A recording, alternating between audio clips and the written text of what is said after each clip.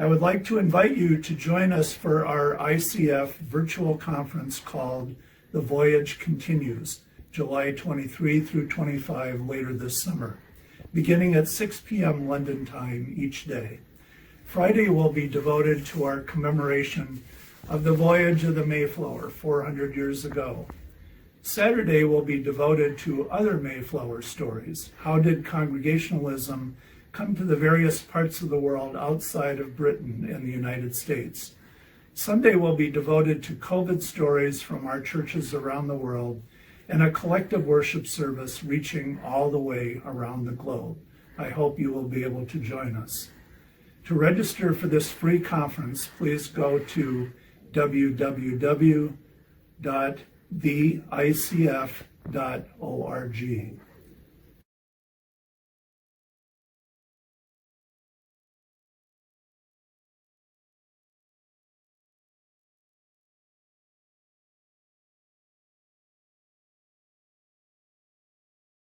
Hello, everybody. I'm Janet Wotton, and I'm speaking today to Dr. Issa Diab.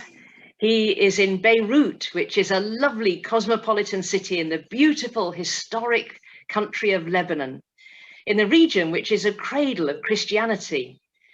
But in more recent years, it's been in the news because it's located in a very troubled part of the world. Issa, firstly, the troubles in neighboring Israel and Palestine have frequently had an impact on Beirut. And more recently, we've heard a lot about the war in Syria. What is perhaps less well known is that Lebanon took a large number of refugees at that time. Can you tell us a bit about the impact of regional conflicts on your people? Janet, Lebanon is like a cheese in the sandwich. We have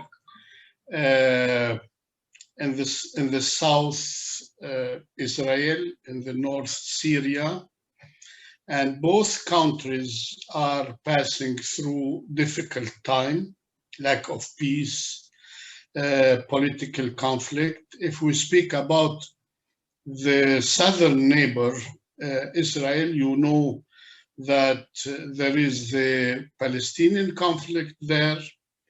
In Lebanon, we have about 500,000 Palestinian refugees since 1948. There is no consensus on the number, but they are hiding the real number because many immigrated to America or European nations, but we have many newborn also. In any case, this is a real problem. This is a humanistic problem because there's a huge number of people live in very bad human or social conditions. The Lebanese government cannot go to give them citizenship because they want them to go back. Israel is refusing this, and this affects the society, the politics, and we have also people are sympathizing with them. We have other people are not. And this is causing a division in the Lebanese society. If we speak about the northern neighbor, we have about 1.5 million of refugees, and I don't know. I'm not sure many of them if they will go back because they are well established in Lebanon. By the help of the United Nations, they are paid much better than if they were they have jobs in Syria.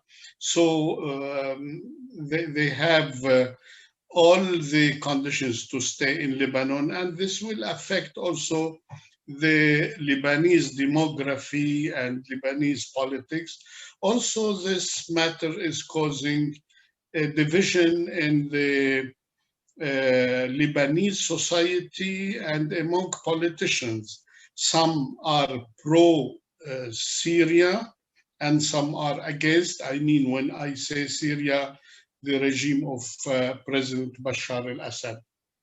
So we have also economical problems because the refugees are taking the jobs of Lebanese. And as I said, many of the refugees are paid in dollars, fresh money by the United Nations. Now we are passing through a very, very critical economic situation. We have a big inflation I will speak about later on, but this makes the refugees live much better than the Lebanese themselves. Thank you. And then just last year, we heard about a devastating explosion. And we learned a little bit about the economic situation at that time, which, as you say, is truly terrible now. And that on top of the ravages of the pandemic makes it even worse. So say a bit more about what it's like in Lebanon just now. So we have at least 3 or 4 conflicts in Lebanon now. We have the pandemic, but this is a common conflict with other nations in the whole world.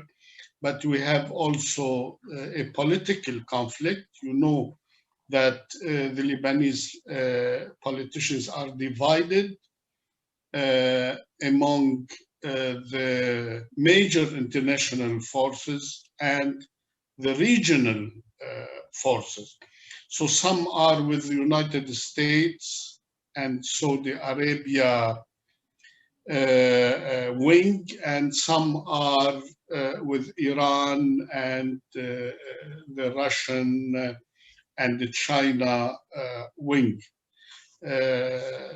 And there is no unity, there is no united vision for the present and the future of Lebanon.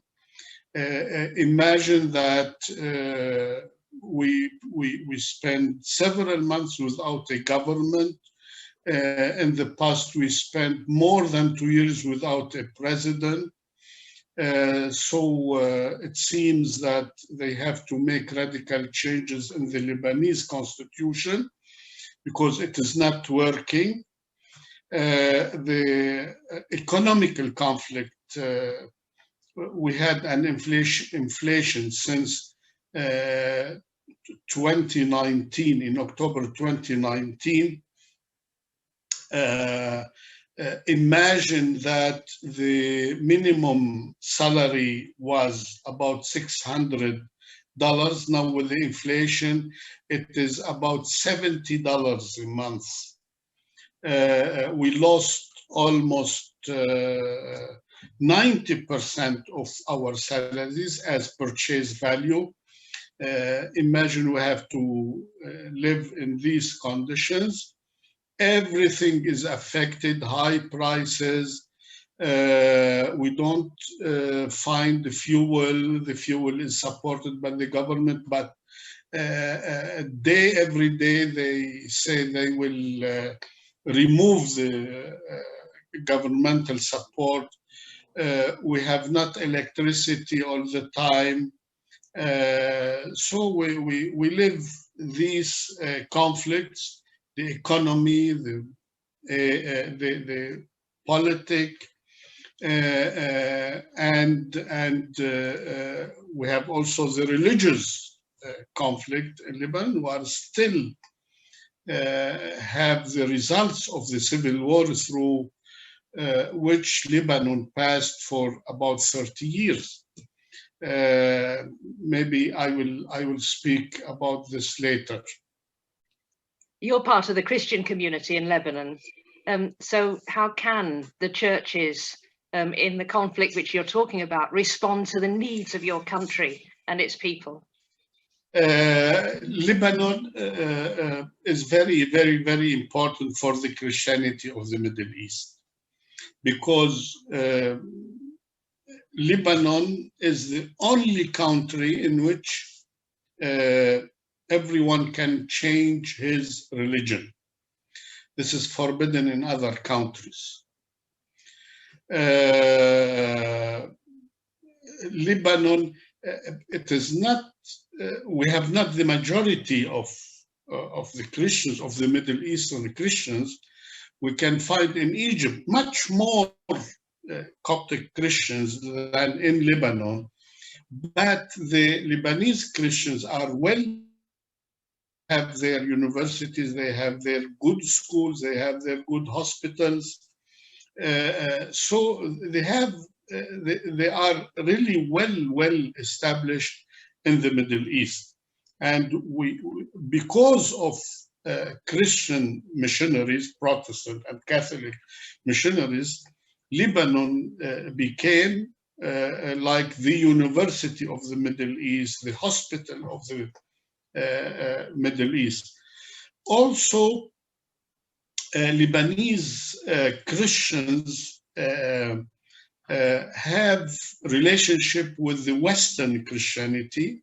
So all of us who are trained on the critical thinking, while the Muslim people around us, they are still in their middle ages, if we speak in the language of history. So, and I believe personally that this is the responsibility of Christians to preach the critical thinking on Islam for Muslims, and to get them be free from their literalism, and this will have a good effect on the social peace in Lebanon. So Christians are responsible in Lebanon to keep the Christian witness in the Middle East, and they have a mission also towards their brothers, the Muslim, to help them get out of literalism.